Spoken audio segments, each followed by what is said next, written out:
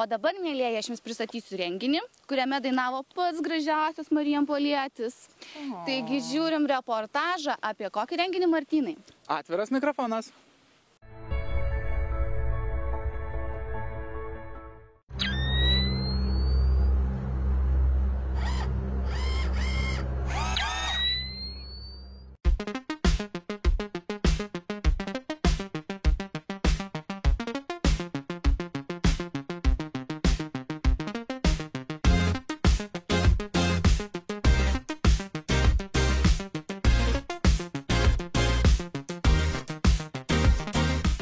Taigi, jeigu galite, daugiau papasakoti apie šį projektą ir idėją, kuri jums kilo.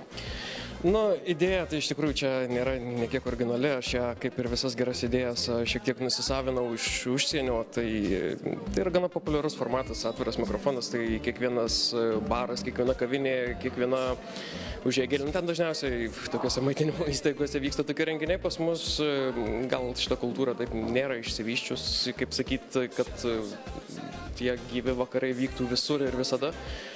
Taip, bandau tiesiog tą idėją pritaikyti čia. Taigi, ir jeigu galite, daugiau pristatykite apie šį projektą, ar ko jūs tikitės iš dalyvių? Ko tikiuosi? Tikiuosi originalios ir autorinės muzikos iš tiesų, nes pastebėjau, kad paskutiniais metais mūsų visi šitie jauni žmonės, kurie imasi pianinų, gitarų, tai jie savo dainas bijo parodyti visiems. Tai mano toksai tikslas, kad jie nepabijotų ir į dienos šviesą jas ištraukti už sąsiuvinėlių, kuriuose jos visos būna dažniausiai surašytos. Aš tikiu, kad ten aukštai, kur gyvena angelai, aukso knygoje iškaltas mano kelias. Nevalia man jo skaityti, nevalia man jo matyti, reikia gyventi šią dieną, tiesiog gyventi.